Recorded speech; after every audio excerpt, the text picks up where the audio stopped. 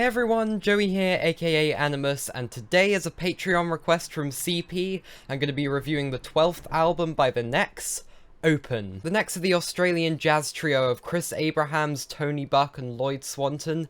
They've been going all the way since the late 80s, but the way I was introduced to their work was through their absolutely brilliant reworkings or continuums of the tracks Appleshine and Altitude Dub from Underworld's Drift project. It helped that I already greatly enjoyed the original tracks, but their versions just took them to a whole new level with these hypnotic improvisations that just suck you in and don't let you go with their beauty and movement. And I've now discovered that the way that they put those tracks together is basically how they put together all of their live shows and studio albums. Just free improvisation and musical communication for sometimes more than an hour. Apparently not always starting with any preconceived ideas at all, which is some pretty insane musicianship if you ask me. And 2013's Open is no exception to this rule, a single 68-minute free-flowing colossus of a track. Going into this album I did kind of psych myself up for something pretty huge, leaving a full hour to listen to it front to back, and expecting something quite challenging. But it actually turns out that Open is one of the most warm, comforting, and accessible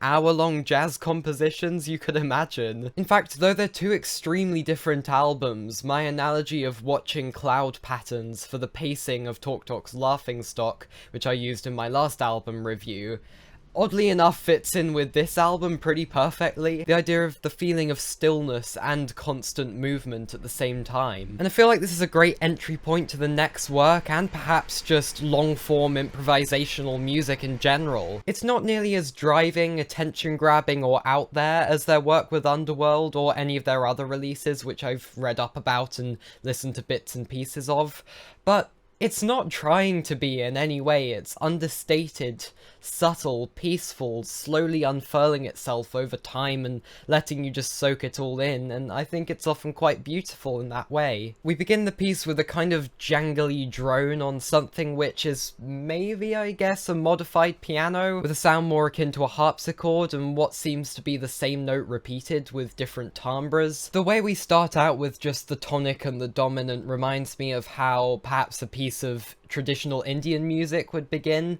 with that kind of ambiguity where you're not quite sure what sort of scale you're in, until a softly played, more recognizable piano weaves itself in and grounds the whole piece. This gives way to let the double bass and drums slowly introduce themselves, and then comes back in a new key, with a gorgeous pentatonic melody that brings brightness into the track, almost like clouds parting in front of the sun. It's all been very minimal and simplistic up to this point, but the whole middle section of the track, probably my favourite part of it, feels like it's spent gradually taking flight and lifting its feet off the ground. That original motif still there, but getting further and further away in the distance as you're lifted up by sustained Hammond organ chords and great rolls of drumming like swells on the ocean, twittering electronic effects, and then a dark and slightly discordant drone slowly building, which reminds me of the sound of a ship's engine. This is the main instance of tension being built on the album, but it all dissipates into these great cascades of piano playing, which are so rhythmically free and played with such stamina for such a long amount of time that they feel otherworldly to listen to. But in the final 20 odd minutes of the piece, it feels like it once again slowly comes into land, settling once more into a repeating cadence, then bringing the track back to exactly where it started, and in a long and tranquil final section with gentle flutters of instrumentation slowly fading into stillness. Now I can talk about the structure of Open all I want, but it feels almost antithetical to the way that the album is actually meant to be experienced. The band is able to sustain this brilliant synergy together and create this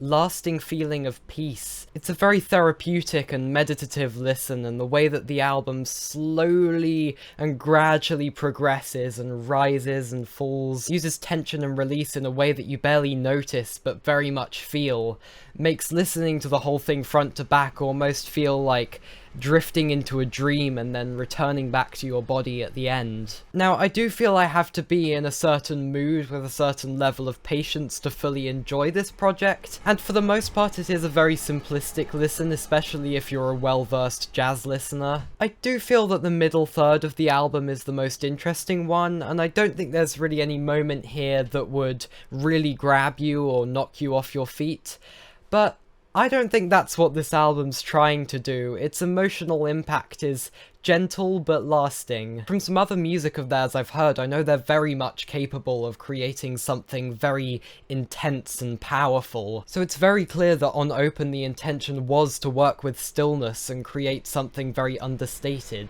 And for the subtle but persistent lift this album has given me both times I've listened to it, I think it's probably going to be something to hold on to, so overall, I guess I'm feeling a strong 7.5 out of 10 on this one. I'd love to hear some of your thoughts on this record, how it made you feel. But for now, thank you for watching. See you next time.